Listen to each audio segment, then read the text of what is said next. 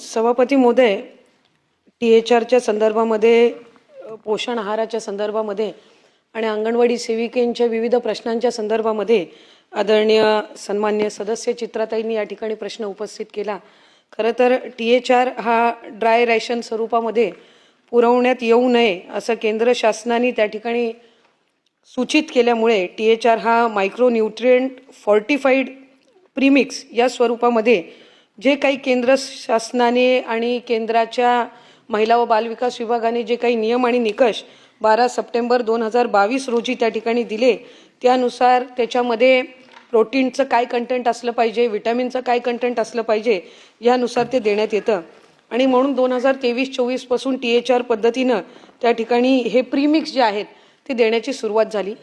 खरं तर त्या संदर्भामध्ये मधल्या कालावधीमध्ये आम्ही सगळ्यांनी सुद्धा आढावा घेतला आणि सन्मान्य चित्राताईंनी जसे प्रश्न उपस्थित केले तसे आणखीन काही सन्मान्य सदस्यांच्या सुद्धा त्या संदर्भातल्या सूचना आलेल्या आहेत। मी सुद्धा ज्या वेळेला अंगणवाड्यांना भेट दिली त्यावेळेला तिथल्याही अंगणवाडी सेविका आणि मदतनीस यांच्याकडून काही सूचना आल्या। मी सुद्धा ते दिलं जाणारं प्रीमिक्स जे आहे ते प्रत्येक ठिकाणचं किमान 4-4, 5-5 ठिकाणचं मी सुद्धा त्या संदर्भामध्ये त्याची अगदी टेस्टिंग करून आम्ही त्या सगळ्या गोष्टी फेर तपास किंवा त्याची सगळी जी माहिती आहे ती त्यानुसार घेतली। खरं तर त्याच्यामध्ये प्रीमिक्स हे केंद्राने नियम आणि अट घालून दिलेला असल्यामुळे त्याच्यामध्ये आम्ही बदल तर काही करू शकत नाही, पण आम्ही केंद्राला ही विनंती करतोय की जसं आधी ड्राय राशन दिलं जायचं तर त्या पद्धतीनं ड्राय राशन देण्याची ही जी मुभा आहे ती केंद्र शासनाने त्या ठिकाणी द्यावी। पण ती मिळेस्तोवर या आपण ज्या काही त्याच्यामध्ये सूचना दिलेल्या आहेत, जसं त्याचं रेसिपीमध्ये काही बदल करता येईल का, तेलाचा त्याच्यामध्ये जो काही आपल्याला वास येतो आणि त्याच्यामुळे त्या चवीमुळे ते लहान मुलांकडून ते बालकांकडून खाल्लं जात नाही, तर त्या संदर्भातल्या आपण ज्या काही सूचना दिल्यात त्याच्यामध्ये जवळपास 1.5 ते 2 महिन्यापासून विभाग म्हणून आम्ही सुद्धा काम करत आहोत आणि त्याच्यामध्ये ती सुधारणा आणण्याचा आपला प्रयत्न आहे।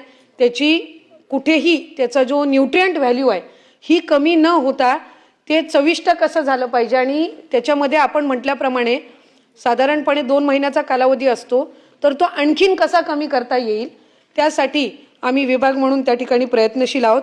या व्यतिरिक्त आपण अंगणवाडी सेविकांबद्दल काही प्रश्न उपस्थित केलेत। खरं तर स्मार्टफोन हा त्यांचा गेल्या अनेक वर्षांपासूनचा प्रलंबित विषय होता, पण गेल्या वर्षी आम्ही गेल्या अनेक वर्षांपासून प्रलंबित असणारा तो त्यांचा विषय त्या ठिकाणी मार्गी लावला। पण 4G त्यांना उपलब्ध करून दिलेला आहे, त्याच्यामध्ये आणखीन काही अपग्रेड करता येईल का, तर त्या संदर्भामध्ये सुद्धा विभाग योग्य ती पावलं ही त्या ठिकाणी उचलतील। FRSच्या संदर्भामध्ये खरं तर आपण या ठिकाणी प्रश्न उपस्थित किंवा आपण काही सूचना मांडल्यात। THR डिस्ट्रीब्युशन जे FRSच्या माध्यमातून होतं त्याच्यामध्ये साधारणपणे जानेवारी 2026चा जो रिपोर्ट आहे त्याच्यामध्ये 85% अधिक ही त्याच्यामध्ये जी काही नोंदणी आहे ती त्या ठिकाणी झालेली आहे। त्याच्यामुळे या सगळ्या परिस्थितीमध्ये आम्ही अधिकाधिक हा आहार पोचवून त्या मुलांना पोषण आहार वेळेत मिळणं, त्या बालकांना आणि कुपोषणाचं प्रमाण हे कमी करणं यावर अधिकाधिक लक्ष केंद्रित करत आहोत। आपण याआधी सुद्धा राज्यातील आदिवासी भाग सोडून इतर यांना सुद्धा अमृत आहार योजना त्या ठिकाणी लागू व्हावी या संदर्भामध्ये आपण सूचना मांडलेली आहेत। त्यामुळे त्या संदर्भामध्ये सुद्धा सकारात्मक पद्धतीनं आम्ही, कारण ही आदिवासी विभागाकडनं तो निधी महिला बालविकास विभागाला मिळतो आणि त्यांचा तो फक्त तेवढ्या घटकापुरतं मर्यादित असतो।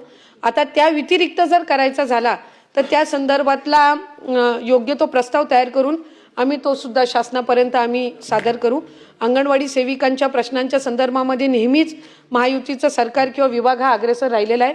2 वेळा आपण ह्या कालावधीमध्ये अंगणवाडी सेविकांना मानधनची वाढ असेल, त्यांना आपण मोबाईलचा रिचार्ज उपलब्ध करून देतो, त्यांना आपण प्रोत्साहन भत्ता त्या ठिकाणी देतो आणि त्याचबरोबर त्यांना भाऊबीज सुद्धा दिवाळीच्या आधी ही आपण उपलब्ध करून देतो। हे याआधी या 2-3 वर्षाच्या आधी हे तितक्या नियमित पद्धतीनं नव्हतं जे आपण या संबंध कालावधीमध्ये सुरळीत केलेलं आहे।